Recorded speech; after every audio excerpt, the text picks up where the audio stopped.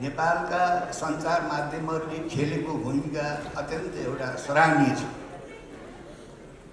र अब नेपालमा हामीले प्रजातन्त्रको लागि लड्न लागेको 70 वर्ष भएको छ। 70 वर्षको यो अवधिमा नेपाली जनताले यो प्रजातान्त्रिक लडाइँमा अनेक प्रकारको एउटा चाहिँ कष्ट गरेर प्राप्त गर्छन्।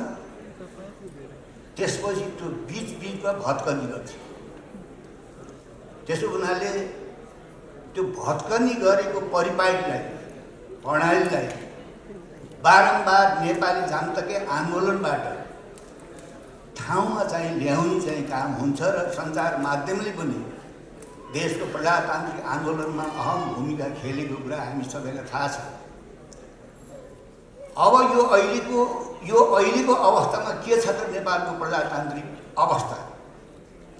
अहिलेको लोकतन्त्र, गणतन्त्र, धर्मनिरपेक्षता र देशको अहिलेको वास्तविक स्थिति के छ?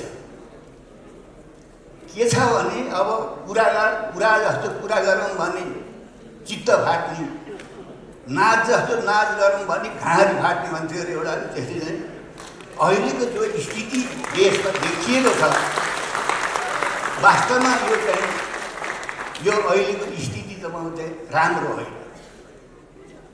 एकाथरी साथीहरूले यसलाई राम्रो छ भनिरहनु भएको छ, ठिक छ भनिरहनु भएको छ।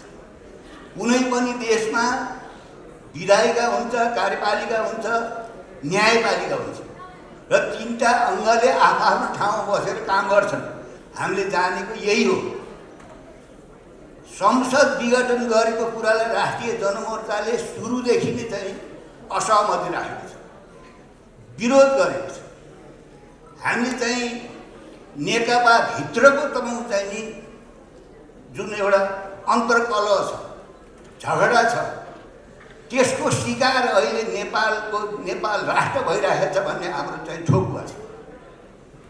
एउटा पार्टीभित्र झगडा हुन्छ, त्यो पार्टीको शिकार चाहिँ सार्वभौम सत्ता संसद हुनुपर्ने। त्यो पार्टीको झगडाका कारणले तपाईँ चाहिँ नेपाली जनताले चाहिँ दुःख पाउनुपर्ने र बारम्बार अस्थिरता भोग्नुपर्ने।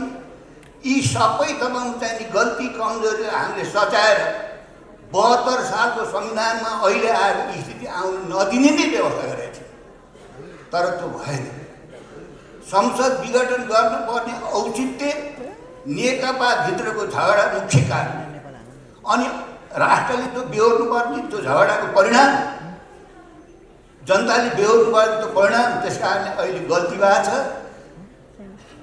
उसले चाहिँ सर्वोच्च अदालतले त्यसलाई सच्याएपछि पनि त्यो तपाईँ चाहिँ संसद विघटन गर्ने तपाईँ चाहिँ जिम्मेवार साथीहरू अहिले पनि विजेता जस्तो भएर चाहिँ छाती ठोकेर हिँडिरहनु भएको छ।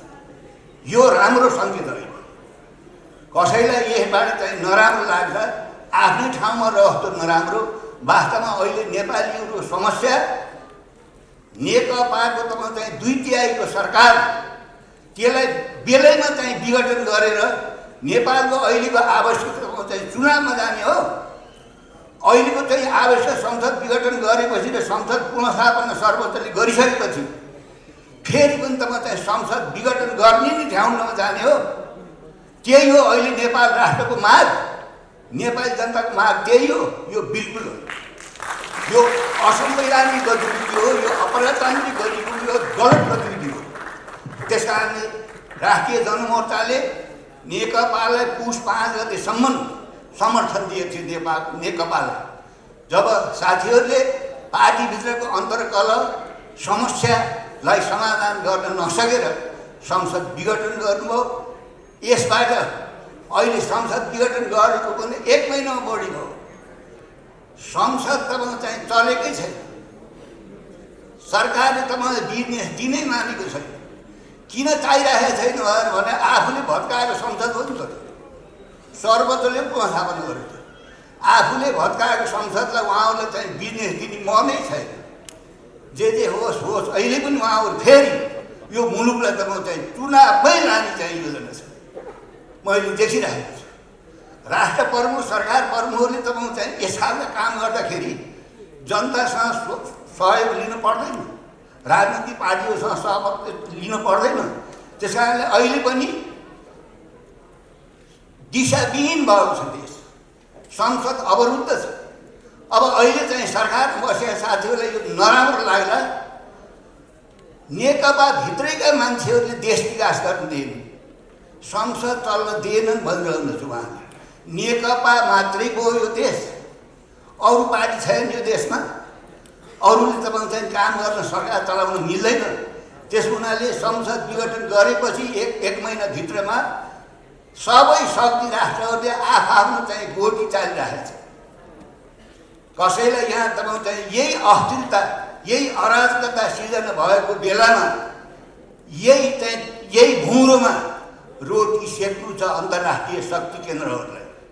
र देशभित्र पनि कतिपय मान्छेहरूले तपाईँ चाहिँ नि यो गणतन्त्रलाई फुटेका आँखाले रुचाएका छैनन्, बहुदलीय व्यवस्थालाई फुटिया आँखाले रुचाएका छैनन्, धर्मनिरपेक्षलाई फुटाइ देखेकै छैन।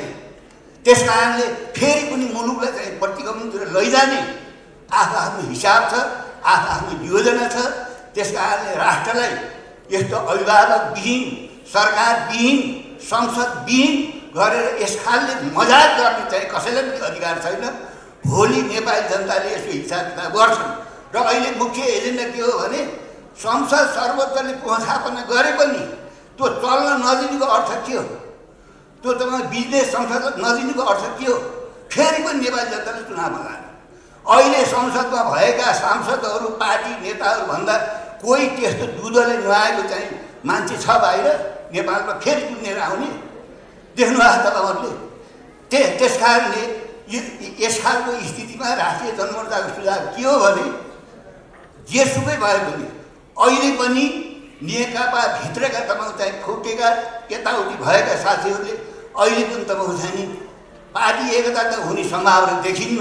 तैपनि मोर्चा बनाएर कार्यगत एकता गराएर नेपाली जनताले तपाईँहरूलाई जुन एउटा सिफारिस गर्नुभएको थियो, समर्थन गर्नुभएको थियो, अझै 2 वर्ष बाँकी छ। किन तपाईँहरू यो झगडा गरेर चाहिँ दुनियाँ किन हँसाइरहनु भएको छ? किन चाहिँ यस खालको हकीकत, यस खालको तपाईँ चाहिँ अप्ठ्यारो स्थितिले मुलुकमा पुर्याइरहनु भएको छ? त्यस कारणले अहिले पनि नेपाली जनताले 74 सालमा तपाईँहरूले दिएको बहुमतका लागि अहिले पनि 2 वर्ष समय बाँकी छ। त्यसपछि चुनावमा जाम्ला। त्यस कारणले फेरि पनि साथीहरू चाहिँ मिलेर सहकारी गरेर कार्यगत एकता गरेर अहिले पनि वामपन्थीहरूकै शक्ति चाहिँ सरकार चाहिँ भन्नुपर्छ। अहिले झन् देशको राष्ट्रियता, सार्वभौमता र अखण्डता झन् अप्ठ्यारोमा परेछ, भिरको टाकुरा आँकिरहेछ। साँच्चै भन्ने हो भने यो देशको अस्तित्वै समाप्त हुने हो कि भन्ने त गम्भीर चिन्ताको विषय छ। त्यस कारणले यो स्थितिमा मलाई चाहिँ चिज आइसकेको छ र यो देशको राष्ट्रियता, सार्वभौमता र अखण्डतालाई सौदाबाजी गरेर सत्तामा बस्ने होइन, यसको रक्षा गरेर, राष्ट्रको रक्षा गरेर, जनताको रक्षा गरेर हामीले राजनीति गर्नुपर्छ, देश चलाउनुपर्छ। र अब सुरुमा त यो यस्तै हो भनेर मेरो त अब भाइ जस्तो मान्छे मैले पनि धेरै पत्या थिइनँ, तर एकहोरो लागेको लागै पुरै समर्पित भएको भए, इमान्दार प्रयत्न गरेको गर्दै आजसम्म आइपुग्दा रिपोर्टर्स क्लबले र ऋषि धमलाले एउटा विशिष्ट स्थान नेपालको लोकतान्त्रिक इतिहासमा, प्रजातान्त्रिक आन्दोलनमा कायम गर्नुभएको छ। यसको लागि म बधाई दिन चाहन्छु रिपोर्टर्स क्लबलाई।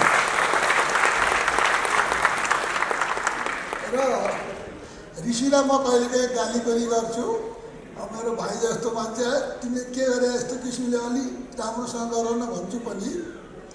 तर पनि उहाँले मेहनतको बलमा एउटा ठुलो उपलब्धि हासिल गरिसक्नु भएको छ। नेपालमा हामी संसारमै भन्छौँ मिडियालाई, प्रेस जगतलाई राज्यको चौथो अङ्ग भनेर। आज नेपालका चारै अङ्गहरू के गरिरहेका छन् यसको पनि समीक्षा गर्न दिन आएको छ। नेपालको कार्यकारिणी, नेपालको विधायिका, नेपालको न्यायपालिका र नेपालको प्रेस जगत आज वास्तवमा कार्यकारिणीमा सत्ताको उन्माद चढेको छ। सत्ताको उन्माद पर्भर्टेड अझ विकृत हुँदै जाँदा यो बन्दुकको उन्मादमा पुग्दो रहेछ। त्यो अहिले भर्खरै हाम्रो छिमेकको बर्मामा देखिरहेको छ। कत्रो बर्बर हत्या भइरहेको छ त्यहाँ। अहिले पनि हाम्रो सरकार बोल्न सक्दैन। यो दुनियाँमा यत्रो मानवतामाथि हमला हुँदा पनि बोल्न नसक्नेहरूको एउटा भिषस सर्कल तयार भएछ। केही त्यस्ता शासकहरूको एउटा गठबन्धन भएछ दुनियाँमा, जसले गर्दा मानवताको यत्रो ठुलो चाहिँ फजिती हुँदा पनि यो तै चुप मै चुप यस्तो भइरहेको बेलामा रिपोर्टर्स क्लबले नेपालभित्र पनि पटक पटक अनेक अत्याचार, दमन, थिचोमिचो सत्ताको हुँदाखेरिमा यसले जनताको आवाजलाई मुखरित गर्दै आएको छ।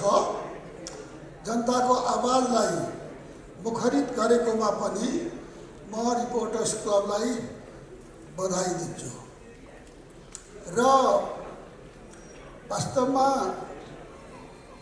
रिपोर्टर्स क्लबले कमसेकम लोकतन्त्रको आन्दोलनलाई जीवित रहन ठुलो मद्दत गरेको छ। अब लोकतन्त्रको आन्दोलन वास्तवमा मेरो अगाडि यहाँ चाहिँ डाक्टर साहब छिती क्या हुनुहुन्छ। अब म त जेलबाट छुटेर उहाँकै उपचार गर्न आइपुग्थेँ। अब अझै डाक्टर साहब र म कता कता भयौँ। उहाँ डाक्टर साहब आफ्नैतिर, म आफ्नैतिर, सुन्दरबढीजी सुन्दर बगैँचातिर। त्यसकारण चाहिँ नि यो अवस्थामा मलाई एउटा चिन्ता, अहिलेको मेरो मुख्य चिन्ता के लागिरहेको छ भने देशमा यो 70 वर्ष लगाएर लडेर ल्याएको यो लोकतान्त्रिक प्रणाली, यो बहुलवादमा आधारित संसदीय लोकतान्त्रिक प्रणाली, सङ्घीय लोकतान्त्रिक गणतन्त्र र यो समावेशी लोकतन्त्र आज एकपटक यो अदालतबाट, यो विघटनबाट यो बचेको छ। तर पनि यो फेरि पनि विकृतिबाट बच्न सकिरहेको छैन। फेरि विकृति देखा परिरहेको छ। संसदलाई वास्तै नगर्ने, जनआवाजलाई मतलबै नराख्ने, नैतिकताको ख्यालै छैन।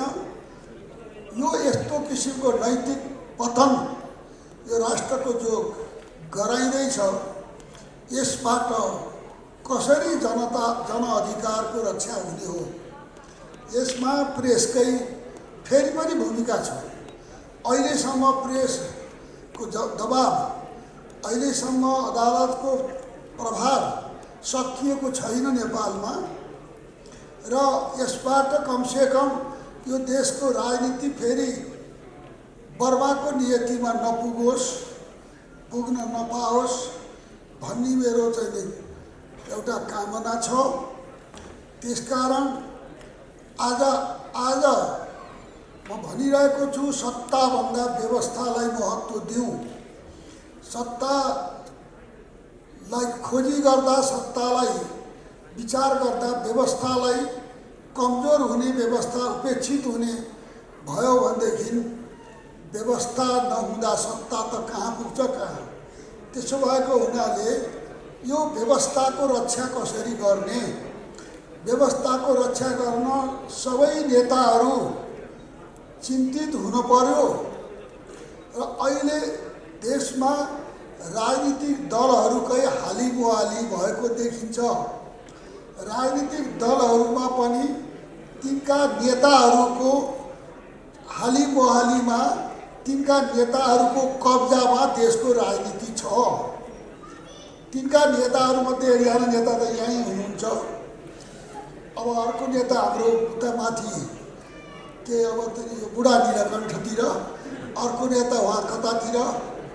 अब यो 2-3 नेताहरू अहिले जतासुकै नाप्दै लगे पनि यहाँ गएर जनताको आशा ठिग्रिएको बेला छ, अपेक्षा जनताको त्यहीँ केन्द्रित भएको बेला छ।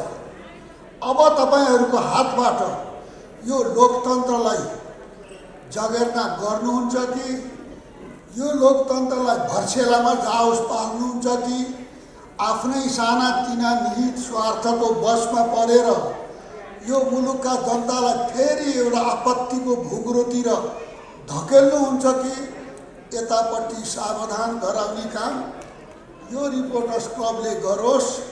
र यो रिपोर्टर्स क्लबले यत्रो वर्षको मेहनतलाई 70 वर्षदेखिका अनेकौँ बलिदान, अनेकौँ यहाँ चाहिँ कष्टका यातनाका यत्रा ठुला चाहिने दुःख र नेपाली जनताले बेहोरेका त्याग, यिनीहरूबाट यिनले बगाएको पसिना र रगत, यसको रक्षा गर्नुमा नेपाली मिडिया सफल होस्, सहयोगी बनोस्, रिपोर्टर्स क्लबले यसमा अगुवाई गरोस्, यति भनेर मेरो शुभकामना अन्त गर्दछु। रिपोर्टर्स क्लब नेपालको यात्रा कहाँसम्म पुर्याउने र रिपोर्टर्स क्लब नेपाल सबैको साझा संस्था कसरी बनाउने भन्ने बारेमा हामीले त्यतिखेर जुन किसिमको एउटा टिम बनाएका थियौँ, छलफल गरेर रिपोर्टर्स क्लब नेपालको स्थापना गरेका थियौँ। आज 23 वर्ष पुग्दाखेरि म ऋषि धमला पनि सम्माननीय प्रधानमन्त्रीज्यू लक्का जवान भइसकेको छु र तपाईँ जस्तो एउटा परिपक्व राजनेता यो देशले पाएको छ। तपाईँको नेतृत्वमा यो देशमा विकास र समृद्धिको यात्रा सुरु हुनुपर्छ भनेर मैले सुरुदेखि नै भनेको थिएँ। आज पनि म कुरा भन्न तयार छु। हामी सबैले सम्माननीय प्रधानमन्त्री केपी शर्मा ओलीलाई ताली बजाएर अभिनन्दन गरौँ। मेरो आग्रह छ सम्माननीय प्रधानमन्त्रीज्यू, तपाईँ पनि 14 वर्ष प्रजातन्त्रलाई जेल बस्नुभयो। संघीय लोकतान्त्रिक गणतन्त्रसम्म आइपुग्दाखेरि तपाईँले धेरै अवरोध र चुनौती अल्छाहरू खेप्दै यो देशको प्रधानमन्त्री तपाईँ बन्नुभएको छ। दोस्रो पटक हामीलाई विश्वास छ, रिपोर्टर्स क्लब नेपाललाई विश्वास छ, यो देशको जनताले, यो देशको तमाम हरेक दर तबकाले तपाईँलाई मन पराउँछन्। त्यसैले आज तपाईँ सबैको अगाडि लोकप्रिय प्रधानमन्त्रीको रूपमा स्थापित हुनुभएको छ। आज रिपोर्टर्स क्लब नेपाल 23औं वर्षमा प्रवेश गरिरहँदाखेरि हामीले प्रमुख अतिथिको रूपमा तपाईँलाई बोलाएका छौँ। किन म यहाँहरू सबैलाई संचार गर्ने आग्रह गर्न चाहन्छु। यो कार्यक्रम सबै मिडियाबाट प्रत्यक्ष प्रसारण भइरहेको छ। यहाँ हाम्रो बिचमा एउटा शालीन बौद्धिक नेता पनि हुनुहुन्छ, सबैले मानेको जनता समाजवादी पार्टीका कार्यकारी अध्यक्ष महन्त ठाकुर। तपाईँहरू सबैले ताली बजाएर होला पनि अभिनन्दन गर्छु। आज संयोग मिलेको छ सम्माननीय प्रधानमन्त्री, मैले धेरै शीर्ष नेताहरूलाई भनेको थिएँ। कतिपय नेताहरूले भन्नुभयो प्रधानमन्त्री आइहाल्नुहुन्छ तपाईँको कार्यक्रममा हामी किन आउनु पर्यो। मैले हो प्रधानमन्त्री आउनुहुन्छ भनेर मैले भने खुला पनि सम्माननीय प्रधानमन्त्री, मैले प्रचण्डसँग पनि कुराकानी गरेँ। उहाँले पनि मलाई फोन गर्नुभएको थियो तपाईँको कार्यक्रमको प्रमुख अतिथि को, मैले सम्माननीय प्रधानमन्त्री केपी शर्मा ओली नै हो भनेर भने। उहाँले भन्नुभयो ठिक छ प्रधानमन्त्री आउँदाखेरि मेरो आवश्यकता पर्छ र भनेर। मलाई धेरै शीर्ष नेताले फोन गर्नुभएको थियो, म नाम भन्दिनँ, तर आज हामी गौरवान्वित छौँ, हामी आज खुसी छौँ, आज हामी हर्षित छौँ।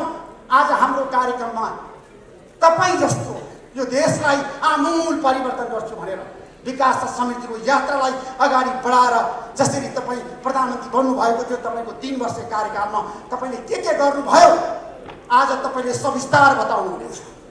मलाई विश्वास छ सम्माननीय प्रधानमन्त्री, किनभने तपाईँ एउटा भिजन भएको नेता हो। मैले बारम्बार भनेको छु, मैले बहस गर्दाखेरि सबभन्दा बढी मिडियामा बहस गर्ने मान्छे मै हुँ सम्माननीय प्रधानमन्त्री। यहाँ मन्त्रीज्यू हुनुहुन्छ, पार्वत गुरुङ सञ्चार मन्त्री हुनुहुन्छ, वसन्त रिमाङ भौतिक पूर्वाधार मन्त्री हुनुहुन्छ, प्रेमाले वन तथा वातावरण मन्त्री हुनुहुन्छ। यहाँ धेरै मन्त्रीहरू आएर गइसक्नु भएको छ, धेरै नेताहरू आएर गइसक्नु भएको छ। मिडिया एलायन्सका अध्यक्ष भास्कर राजा खण्डकार हुनुहुन्छ र धेरै तर तबकाका मान्छेहरू यहाँ हुनुहुन्छ। सामाजिक सेवाका विभिन्न तर तबकामा काम गर्ने सुरक्षा निकायका प्रमुख लगायत सबै पार्टीका नेताहरूलाई म स्यालुट गर्न चाहन्छु, अभिनन्दन गर्न चाहन्छु। रिपोर्टर्स क्लब नेपालको पहिलो वक्ता र रिपोर्टर्स क्लब नेपाललाई उद्घाटन गर्ने सन्त नेता कृष्ण प्रसाद भट्टराई नै हो। उहाँले मलाई भन्नुभएको थियो पहिलो साक्षात्कार कार्यक्रममा, ऋषि बाबु रिपोर्टर्स क्लबको पहिलो वक्ता त म पनि, रिपोर्टर्स क्लबको इतिहास तपाईँले रच्न सक्नुहुन्छ भनेर मलाई कृष्ण प्रसाद भट्टराईले भन्नुभएको थियो। म गौरवको साथ सम्माननीय प्रधानमन्त्री तपाईँको अगाडि म भन्न चाहन्छु, रिपोर्टर्स क्लब नेपाललाई मैले जसरी 23 वर्ष हाँकी, आज म छाती फुलाएर भन्न सक्छु मैले नेपाली पत्रकारितामा यो देश र जनताको लागि काम गरेको छु जसरी तपाईँले गर्नुभएको छ। नेपाली पत्रकारितामा मैले जीवनमा धेरै कठिन यात्रा पार गरेको सम्माननीय प्रधानमन्त्री। म यति वृत्तान्त यहाँ सबै कुरा बताउन चाहन्न। 23 वर्षसम्म रिपोर्टर्स क्लब नेपाललाई ल्याउनको लागि मलाई धेरै चुनौती, धेरै अप्ठ्यारा, धेरै सङ्घर्षका यात्राहरू मैले पार गर्न पर्यो सम्माननीय प्रधानमन्त्री।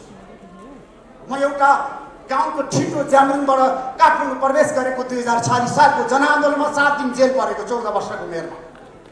तपाईँ 14 वर्ष प्रजातन्त्रलाई जेल बस्नुभयो, जेलको कालकोठरीमा तपाईँ बस्नुभयो। तपाईँले भन्नुभयो म प्रजातन्त्र न्यायसँग सम्झौता गर्दिनँ। मैले पनि भने म 14 वर्षको उमेरमा जेल पर्दाखेरि यही पुलिस कलममा म थिएँ। अहिले नेपाल पुलिस कलमको रूपमा परिचित छ। म यही पुलिस कलममा मलाई थुनिएको थियो। 7 दिन मैले भनेको थिएँ जबसम्म नेपालमा प्रजातन्त्र आउँदैन म यहाँबाट निस्कन्न भनेर सम्मान गर्छु। मेरो पत्रकारिताको इतिहासको कुरा गर्दा मैले 46 सालको आन्दोलन सँगसँगै नेपाली पत्रकारिता मैले काम गरेको थिएँ। आज रिपोर्टर्स क्लब नेपालको 23औं वार्षिक उत्सव यहाँ मनाइरहँदाखेरि मैले मुलुकको एउटा सफल प्रधानमन्त्रीको रूपमा प्रमुख अतिथि बनाइरहँदाखेरि भोलि धेरै न्युज बन्न सक्छ, धेरै समाचारहरू बन्न सक्छ। मलाई कुनै पनि डर छैन। ऋषि धमला जमिनबाट उठेर आएको व्यक्ति हो सम्माननीय प्रधानमन्त्री। जसरी तपाईँ नेपाली जनताले मन बनाएर निर्वाचित प्रधानमन्त्री हो, त्यसै गरी नेपाली पत्रकारितामा म जिरोबाट यहाँसम्म आइपुगेको व्यक्ति हो। मलाई भन्न कुनै डर छैन, कुनै लाज छैन, कुनै हिचकिचाहट छैन सम्माननीय प्रधानमन्त्री। मेरा यात्राहरू, मेरा ती सङ्घर्षहरूसम्म आज आइपुग्दाखेरि मैले 4-5वटा मिडियाको नेतृत्व गर्ने मौका पाएँ सम्माननीय प्रधानमन्त्री। आज prime time television, Divyadarshan television, Nepali radio network, radio यानारायण लगायत रिपोर्टर्स क्लब र रिपोर्टर्स नेपाल.com लगायत धेरै मिडियाको मैले नेतृत्व गरेको सम्माननीय प्रधानमन्त्री। म एउटा साधारण किसानको छु। आज यो देशको नेपालको विकास र समृद्धिमा नेपाली पत्रकारिताले अब फड्को मार्नुपर्छ, व्यावसायिक पत्रकारिता अगाडि बढ्नुपर्छ भनेर लगातार लागेको व्यक्ति हुँ। त्यसैले आज सम्माननीय प्रधानमन्त्रीज्यू र महन्त ठाकुरलाई साक्षी राखेर म भन्न चाहन्छु, हाम्रो देश भनेको पहाड, हिमाल, तराई र मधेस मिलेर बनेको छ। केपी शर्मा ओली र महन्त ठाकुर मिलेर यो देश बनाउनु छ। एकपल्ट मेरो आग्रह छ,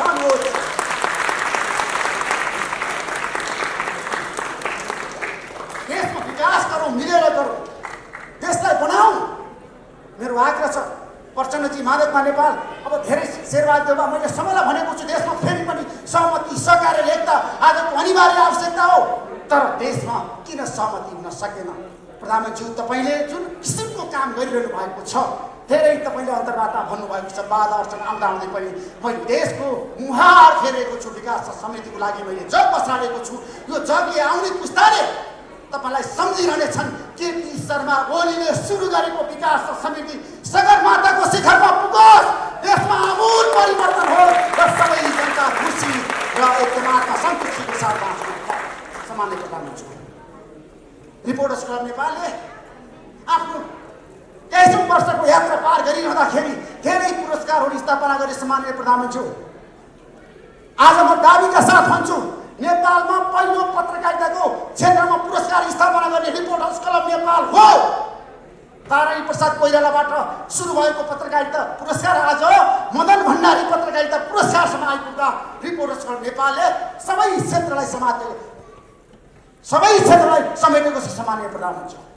सबै क्षेत्रलाई, सबै तर तबकालाई हामीले समेटेर नेपालको पत्रकारिताको क्षेत्रमा लाग्ने युवा, उत्साहित र परिपक्व पत्रकारहरूलाई अभिनन्दन गर्छौँ, पुरस्कृत गर्छौँ। आज मदन भण्डारी पत्रकारिताबाट को पुरस्कृत हुँदै हुनुहुन्छ तपाईँलाई थाहा छ। हामीले रेडियो सञ्चार क्षेत्रको कुरा गर्दाखेरि अथवा मदन भण्डारीसँग निकट रहेर काम गरिरहँदाखेरि त्यतिखेर गोपाल गोरेगाई भनेको सबैले चिनेको नाम आज हामी पुरस्कृत गर्दैछौँ। मदन भण्डारी पत्रकारिता पुरस्कारबाट 1 लाख रुपियाँ दिएर आज हामीले, किन भन्दाखेरि नेपाली पत्रकारिताको क्षेत्रमा धेरै मान्छेहरू छन्, योग्य सक्षम मान्छे छन्। मैले आफ्नो बुवा आमाको नाममा पुरस्कार स्थापना गरी सम्माननीय प्रधानमन्त्री, म 7 वर्षको उमेरमा आमा गुमाएको, 25 वर्षको उमेरमा बुवा गुमाएको मान्छे हुँ। मेरो आमा बुवा छैन, त्यसैले मैले आमा बुवाको नाममा कुलप्रसाद चेतमारी धमला पत्रकारिता पुरस्कार स्थापना गरेर आज हामी वितरण गर्दैछौँ। राजधानी दैनिकका सम्पादक सागर पण्डितलाई दिँदैछौँ हामी, किन भन्दाखेरि उहाँले राम्रो काम गर्नुहुन्छ। धेरै योग्य मान्छेहरू छन् पत्रकारिता क्षेत्रमा। आज हामीले धेरै राम्रा योग्य पत्रकारहरूलाई पुरस्कृत गरेका छौँ। तारानी प्रसाद कोइराला पत्रकारिता पुरस्कार नम्रा लम्सालदेखि शालिक सुवेदीले पाउनुभएका छन्। धेरै साथीहरू यहाँ हुनुहुन्छ। बाबुश्री फोटो पत्रकारिता पुरस्कार मुकुन्द कालीकोटेले पाउनु भएको छ। धेरै पत्रकारिता पुरस्कार अहिले यहाँ हामी वितरण गर्दैछौँ। उमासिंह पत्रकारिता पुरस्कार बिनु सुवेदीले पाउनु भएको छ। हामी सबै क्षेत्रलाई समेट्न चाहन्छौँ सम्माननीय प्रधानमन्त्री, हामी सबै क्षेत्रको प्रतिनिधि होस् भन्ने चाहन्छौँ। त्यसैले आज म लामो भाषण गर्दिनँ, सबैको ध्यान प्रधानमन्त्री केपी शर्मा ओलीतिर छ। आज यहाँले यो देशको मार्गनिर्देशक, यो देशको एजेन्डा, यो देशको आगामी यात्रा र महन्त ठाकुरले बोल्न बाँकी छ। मैले महन्त ठाकुरलाई तपाईँसँगै र तपाईँको विचार र उहाँको विचारमा आज जनताले हेरिरहँदाखेरि, यो सबै मिडियाबाट प्रत्यक्ष प्रसारण भइरहँदाखेरि आज साँच्चीकै केपी शर्मा ओली र महन्त ठाकुर एउटै मञ्च बसेर आज के उद्घोष गर्दै हुन्छ भनेर करोडौँ जनताले हेरिरहेका छन् सम्माननीय प्रधानमन्त्री। त्यसैले आजको कार्यक्रममा मैले महन्त ठाकुरलाई तपाईँ आइसकेपछि बोल्नुपर्छ भनेर मैले आग्रह गरी उहाँले हुन्छ ऋषिजी भनेर भन्नुभएको छ। आज महन्त ठाकुरले विशेष घोषणा गर्दै हुनुहुन्छ। त्यसैले म रिपोर्टर्स नेपालको बारेमा, अहिलेको राजनीतिक घटनाक्रमको बारेमा धेरै बताउन चाहन्छु।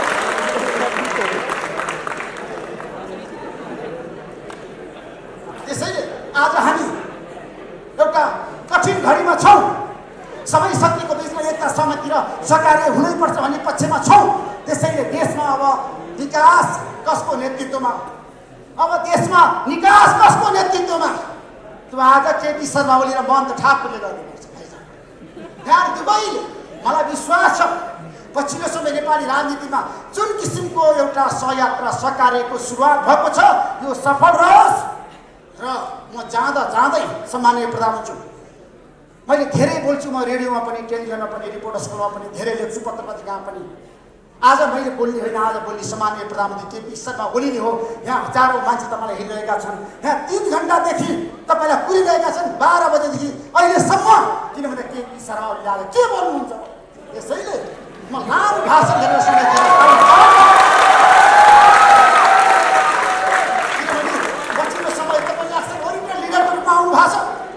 पार्टीको अथवा एमाले भित्रको कुरा पनि तपाईँले आज विशेष खुलासा गर्दै हुनुहुन्छ। तपाईँले 4-5 दिन बोल्नु भएको छैन। त्यसैले केपी शर्मा ओलीले नबोल्दाखेरि जनताले भन्छन्, जनता जान्न चाहन्छन् केपी शर्मा ओली।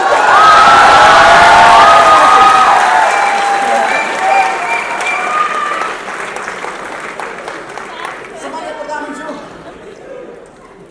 आज रिपोर्टर्स क्लब नेपालको 13औं वार्षिक उत्सव मनाइरहँदाखेरि रिपोर्टर्स क्लब नेपालले के गर्यो तपाईँलाई थाहा छ। तपाईँले 2 वर्ष अघि जुन कुरा भन्नुभएको थियो, मेरो बारेमा 16-17 मिनट बोल्नुभएको थियो, अहिले पनि म रस्याङ्ग सम्झिन्छु। किन भन्दाखेरि प्रधानमन्त्रीको कति इन्फर्मेसन ऋषि धमलाको बारेमा क्या, म त छक्कै परेँ। त्यस्तै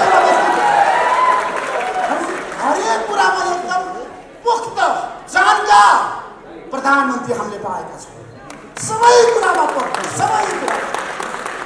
त्यसैले रिपोर्टर्स क्लब नेपाल आज 23औं वर्षमा आइपुग्दाखेरि महन्त ठाकुरज्यू तपाईँ आइदिनुभयो, म धेरै आभारी छु तपाईँलाई। एकपटक अब यहाँबाट त नभनौँ, मैले भनेको थिएँ केपी शर्मा ओलीज्यूलाई पनि तपाईँ प्रधानमन्त्री बन्नुहुन्छ भनेर, प्रधानमन्त्री बन्नुभयो 2 पटक। म आज घोषणा गर्छु,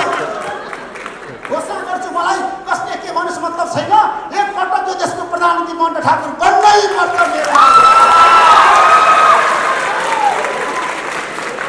अब म केपी शर्मा ओली र महन्त ठाकुर उपेन्द्र यादव आउनुहोस्।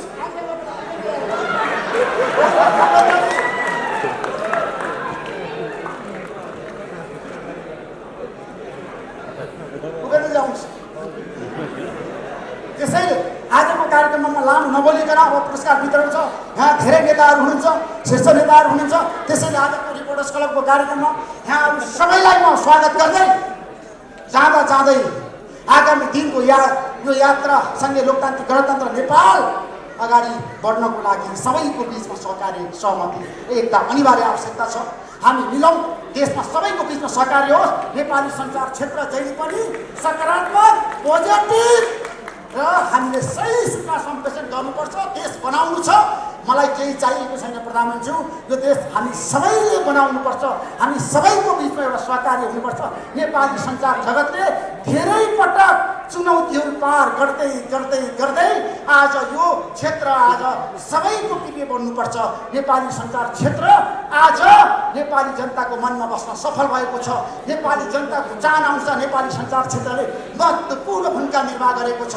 नेपाली सञ्चार जगत आज जनताप्रति उत्तरदायित्व छ, देशप्रति उत्तरदायी छ। यसले खेलेको भूमिका आज सबै नेपालीको लागि सदा प्रिय रहनेछ। हामी सधैँ यो देशको विकास र समृद्धिको पक्षमा रहनेछौँ। देशमा भ्रष्टाचार अन्त्य हुनुपर्छ, सुशासनको प्रत्याभूति जनताले पाउनुपर्छ। आगामी दिनमा पनि हामी त्यही यात्रामा अविरल रूपमा अगाडि बढ्नेछौँ भन्दै सम्माननीय प्रधानमन्त्रीलाई आज प्रमुख अतिथिको रूपमा आइदिनु भएकोमा म